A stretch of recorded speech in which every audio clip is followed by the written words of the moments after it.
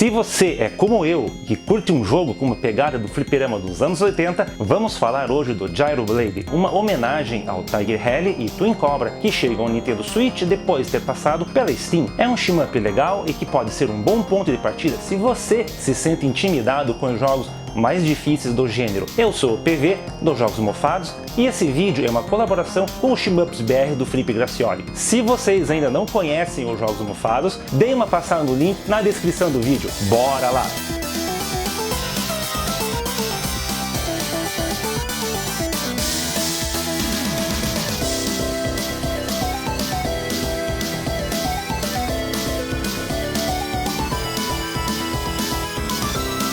Esse vídeo foi feito com uma chave que a publisher do jogo, a polonesa Tendo Core, disponibilizou para review. Meus agradecimentos a eles pela gentileza e vamos falar do Gyro Blade e por que você pode gostar de jogar ele. O jogo é feito pela HT Game Project, um exército de um homem só, que fez esse jogo bacana e que tem músicas do Fox Audio Studio, que apesar do nome, é um compositor, o Snowy Fox. Por fim, a versão do Switch que a gente vai jogar foi convertida pela Two Ducks Studio. O jogo chega na eShop da Nintendo no dia 19 de dezembro de 2022, na América do Norte, Austrália e Europa. O preço é bem amigável, $4,99.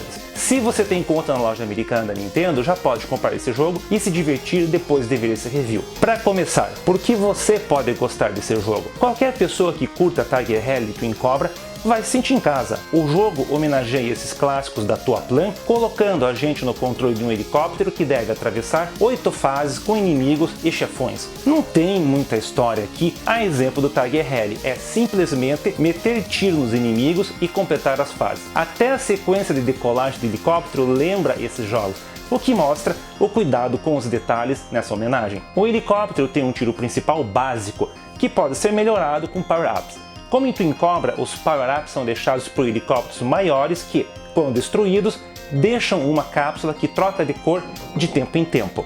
São dois tipos de tiros, o verde, mais concentrado, e o laranja, que atira mais em aberto, em V. Cada um deles pode ser melhorado em até 5 níveis. Isso é necessário porque os inimigos normais do jogo são fortes e o tiro básico precisa de 2 a 3 tiros para eliminar um deles. A gente pode trocar o tipo de tiro a qualquer momento, basta capturar uma cápsula da outra cor. A penalidade aqui é que a troca de tiro, mas o nível de poder permanece o mesmo. Então, essas trocas são mais vantajosas quando a gente tem um poder de fogo mais elevado, de preferência no nível 5. A maior diferença de Gyro Blade com suas inspirações da Toaplan é a ausência de bombas. Então, não tem aquela ajuda no momento de desespero, exatamente como nos jogos do início dos anos 80, como Chivios e Scramble. Eu estranhei no começo, mas o jogo não sofre de problemas por conta disso. Assim, o controle do jogo é super simples e direto. O direcional move o helicóptero e o botão A atira.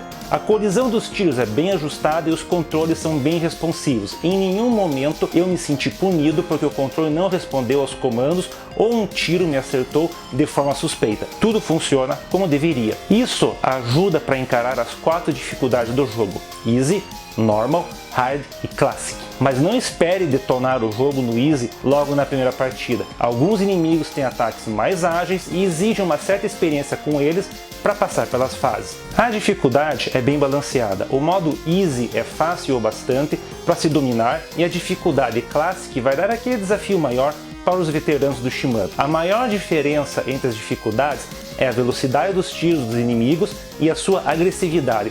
Mas os padrões de ataque são parecidos, o que ajuda na experiência de jogar os níveis mais fáceis primeiro, para depois encarar as dificuldades maiores. Para te dar uma ideia melhor, eu considerei Gyro Blade um jogo mais tranquilo do que o Twin Cobra e o Tiger Rally, o que vai ser uma boa notícia para os jogadores mais casuais. Os originais eram feitos para consumir ficha atrás de ficha no menor tempo possível. Apesar de não termos fichas no Switch e na Steam, o jogo libera 3 créditos para a gente continuar o jogo, o que dá uma força para quem está emperrando em algum ponto. A pontuação é básica, a gente ganha pontos ao destruir inimigos. Alguns inimigos deixam estrelas que, além de dar pontos ao serem coletadas, dão um bônus extra ao chegar no fim da fase. Não tem nenhum mecanismo esotérico de pontuação como nos jogos da Cave. Isso não atrapalha os jogadores mais casuais, mas tira o potencial de fazer um jogador veterano gastar mais tempo com o jogo. Já para os gráficos, Gyro Blade tem um estilo que fica um meio termo entre o Tiger Rally e o Twin cobra. Todos os inimigos têm animações condizentes para o período e são, em sua maior parte, outros helicópteros e tanques. O que denuncia que o jogo não é dos anos 80 são os efeitos de zoom e rotação dos personagens, que não eram muito utilizados nesses jogos, ou então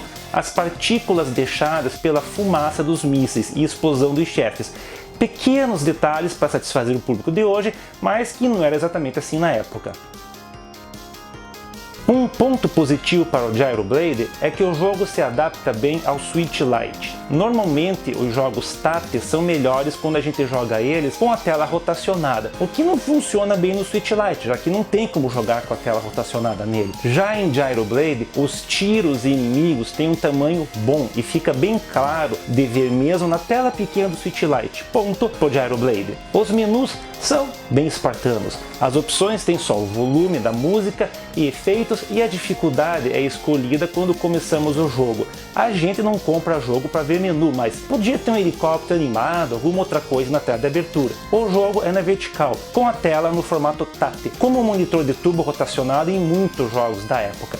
Só que não tem nenhuma opção para jogar o Gyro Blade na vertical, ao contrário da maioria esmagadora do shmup no formato, como o Shinya-sama, o Asara, Danmaku Unlimited, Softstar e outros. O que é uma pena, quando um dos apelos do Switch normal é poder jogar no modo portátil com a tela rotacionada. Tem até acessório para isso. A música do jogo é bem no estilo da época e, com uma boa homenagem a jogos clássicos de um período específico, são apenas duas, que se alternam entre as fases. Elas são legais, mas poderia ter uma opção moderna com mais músicas e ter um pouco mais de variedade. Os efeitos sonoros já são um pouco limitados, tem som para cada coisa diferente, mas muitos sons são usados múltiplas vezes. Não incomoda, mas é algo que é perceptível. Apesar da jogabilidade ser balanceada, o jogo sofre de um problema peculiar. Muitos jogos do período, como o próprio Tiger Hell, Gradius e a R-Type, voltavam a fase um tanto para trás quando a gente perdia uma vida. Isso era feito tanto para punir o jogador, como para deixar que a gente voltasse numa tela limpa, sem ameaças. Já em Gyro Blade,